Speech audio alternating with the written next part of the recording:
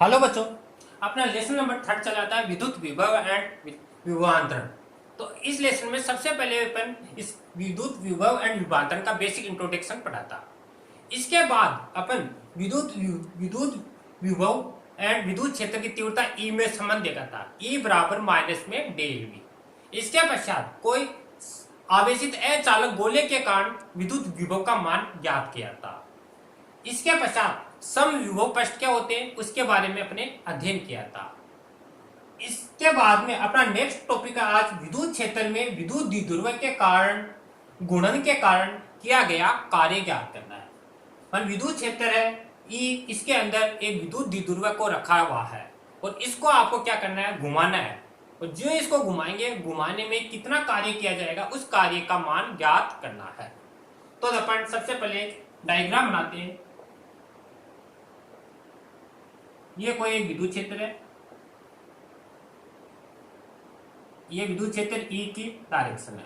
इस विद्युत क्षेत्र में कोई एक द्विध्रुव रखा हुआ है प्रारंभिक कंडीशन में, जिसको अपन बोलते हैं ए और बी। तो द्विध्रुव का के बारे में पीछे पढ़ चुके हैं। विद्युत द्विध्रुव क्या होता है, दो सिरे होते हैं, एक पर माइनस क्यू आवेश, दूसरे पर प्लस क्यू आवेश। बीच की दूरी होती है 2a। जैसे ये केंद्र है, ये प्रारंभिक कंडीशन है। अब आपको क्या करना है, इस द्विध्रुव को घुमाना है। जैसे ये सिरा है, इस सिरे पर आपका जो बल लगता है वह क्यू ई होता है प्लस सिरे पर। ये जो माइनस सिरा है इस पर जो बल लगता है माइनस क्यू ई होता है। इस पर माइनस क्यू आवेश है और इस पर प्लस क्यू आवेश है और बीच की दूरी है इसमें 2a। यह है आपकी प्रारंभिक कंडीशन। अब आपको क्या करना है, यह साम्य अवस्था में अब इस द्विध्रुव को घुमाना है, घूर्णन कराना है।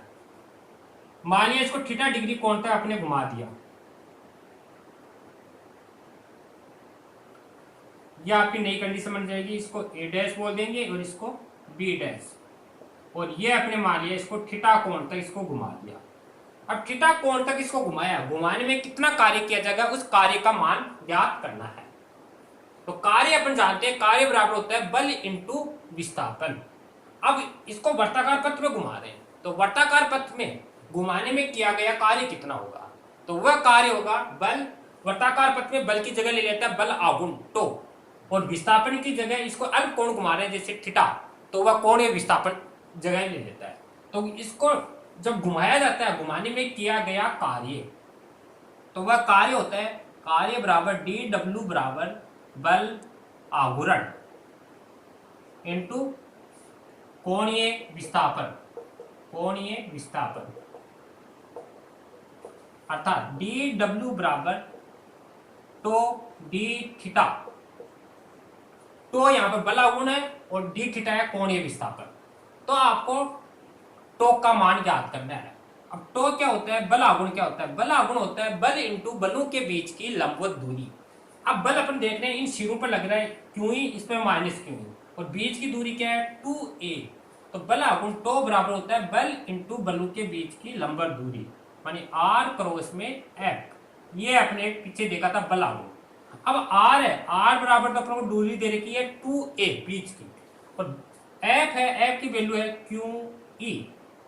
तो ये इसमें रखेंगे तो अपने पास आएगा टो बराबर 2a क्रॉस क्यू ई। ये सदिश रूप में है अपने पास। तो बल आघूर्ण क्यों है, क्यों को अपन पहले लिख लेंगे, क्यों 2a क्रॉस में e। और ये अपने पढ़ चुके हैं, ये क्या होता है बल द्विध्रुव आघूर्ण, माने P बराबर होता है Q2a। इसको अपन बोलते हैं द्विध्रुव आघूर्ण, P बराबर Q2a। तो टो बराबर आ जाएगा अपने पास, टो बराबर P क्रॉस में E। जो ये क्रॉस हटाते हैं, क्रॉस हटाने पर हमेशा सदिश आता है। तो टो बराबर आएगा P E sine theta, equation number 2। तो टो की वैल्यू इक्वेशन नंबर फर्स्ट है, इसमें रखनी है समीकरण 1 में, समीकरण 1 से। तो डी डब्ल्यू बराबर P E sine theta D theta, equation number 3।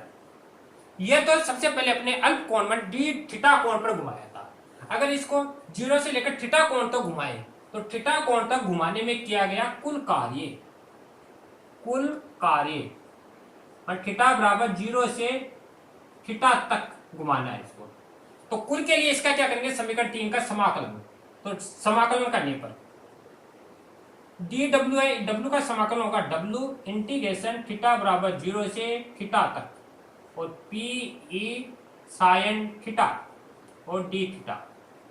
अब थीटा वाला पद है उसी का समाकलन होगा, बाकी कांस्टेंट है तो कांस्टेंट तो बाहर आ जाएगा। पी ई इंटीग्रेशन 0 से थीटा और साइन थीटा, और साइन थीटा है इसका अवकलन होता है कोस थीटा, मानी माइनस में कोस थीटा। तो उसको इधर लिख रहा हूं आगे, डब्ल्यू बराबर आएगा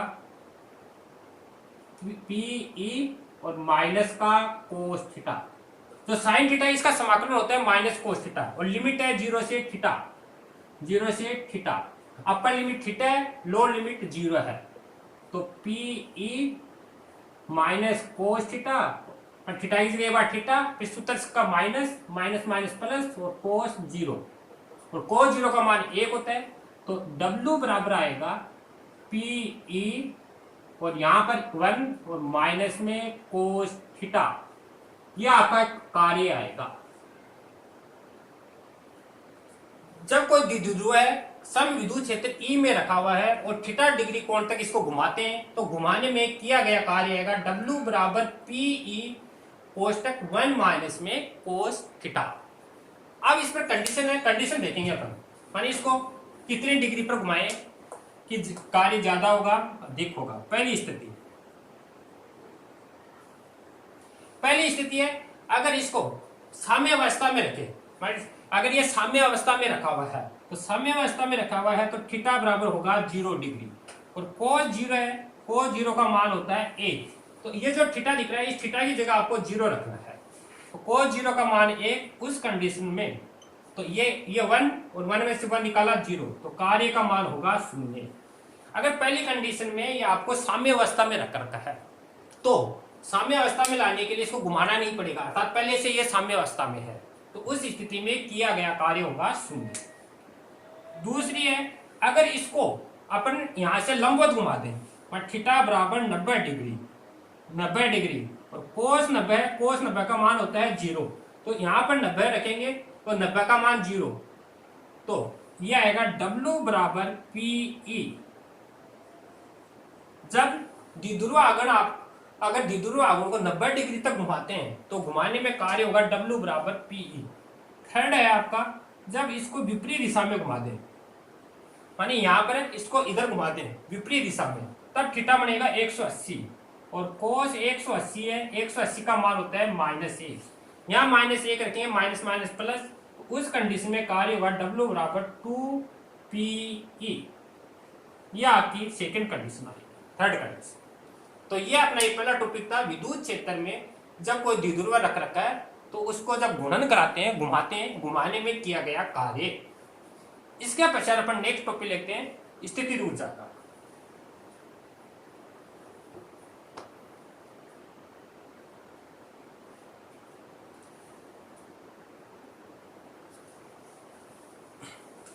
बाह्य विद्युत क्षेत्र में द्विध्रुव की स्थितिज ऊर्जा नेक्स्ट टॉपिक है।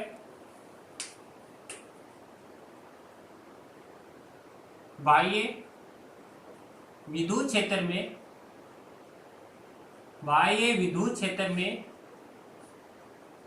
द्विध्रुव की स्थितिज ऊर्जा।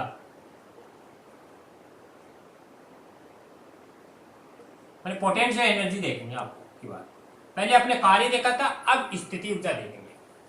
बाह्य विद्युत क्षेत्र में द्विध्रुव की स्थितिज ऊर्जा तो देखते हैं अपन। यह आपका कोई विद्युत क्षेत्र दे रखा है, सम विद्युत क्षेत्र, और इसमें कोई एक यहाँ पे एक द्विध्रुव रखा हुआ है, ये द्विध्रुव है, ये ए बिंदु है, ये बी बिंदु है, ये इसका केंद्र है और ये 2A है। ए है, ए पर -q आवेश होते हैं और बी पर आपका +q आवेश होता है। द्विध्रुव की दिशा माइनस से प्लस की ओर होती है, अर्थात ए से बी की ओर इसकी डायरेक्शन होती है। जो ए सिरे है, ए सिरे पर जो बल लगेगा आपका माइनस q आवेश के कारण, तो ये होगा क्यू ई। बी सिरे पर प्लस क्यू आवेश है, इसके कारण जो बल लगेगा वो होगा आपका ए बराबर प्लस क्यू ई, ये आपका प्लस क्यू ई होगा। अब आपको क्या करना है, इस द्विध्रुव को, ये अनंत वाली कंडीशन है, अनंत से इसको लाना है, अनंत से विद्युत क्षेत्र के अंदर लाना है। अनंत से जो विद्युत क्षेत्र के अंदर लाएंगे तो लाने में जो कार्य होगा वह कार्य किस के रूप में होगा, स्थितिज ऊर्जा के रूप में। तो डेफिनेशन इसको लिखेंगे, अनंत से विद्युत द्विध्रुव को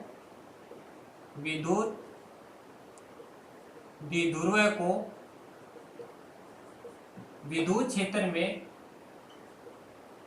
लाने में किया गया कार्य विद्युत स्थिति ऊर्जा के रूप में, विद्युत स्थिति ऊर्जा के रूप में संचित होता है।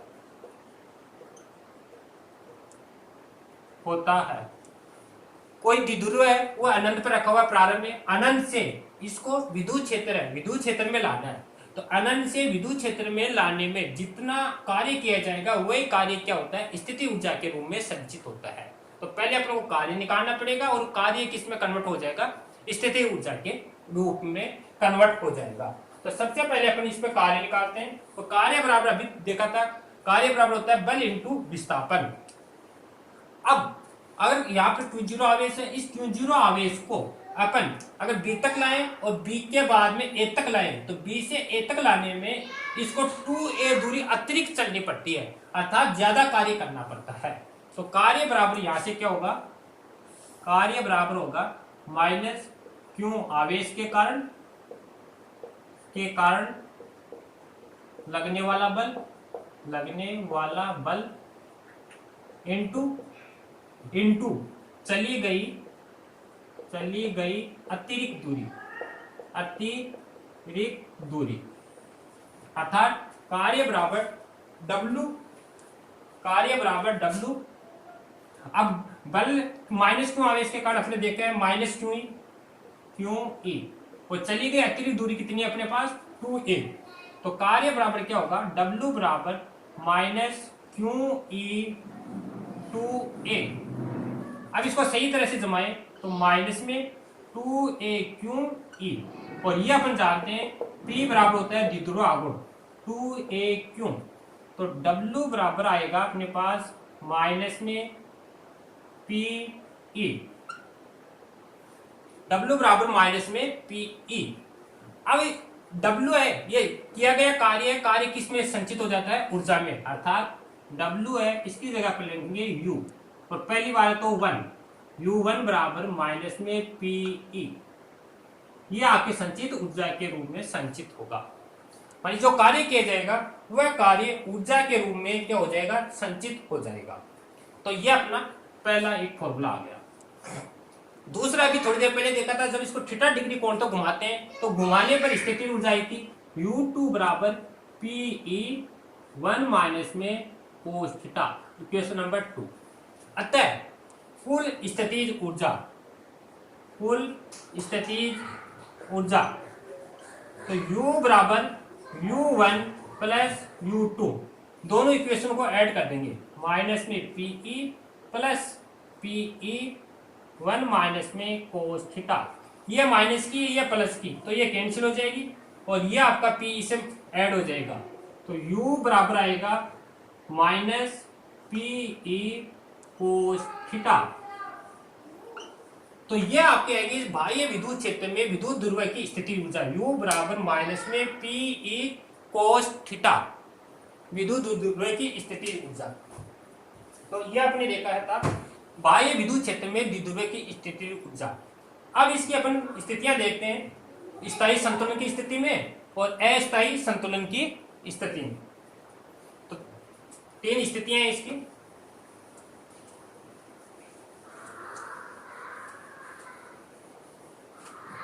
तो स्थितियां देखते हैं। स्थितियां, पहली स्थिति है स्थायी संतुलन की स्थिति।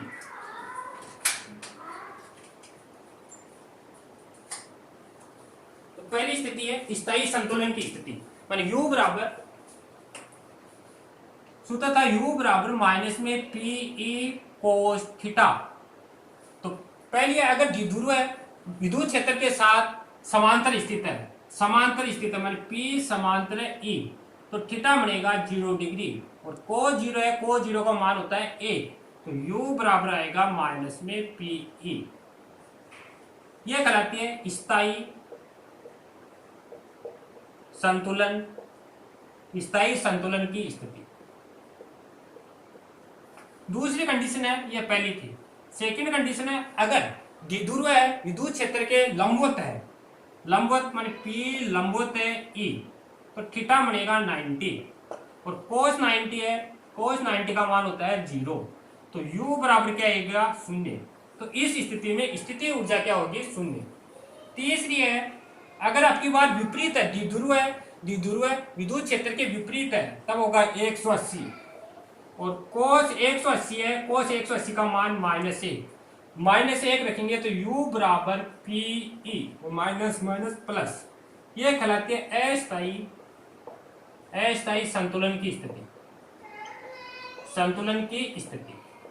ये अपने 3 स्थितियां थी, स्थायी संतुलन की स्थिति, अस्थायी संतुलन की स्थिति और आपका अगर द्विध्रुव लंबवत है। तो ये अपना एक टॉपिक था। इसके बाद में इस पर आधारित एक प्रॉब्लम है, वो अपन देखते हैं। इस पर आधारित अपन प्रॉब्लम देखते हैं।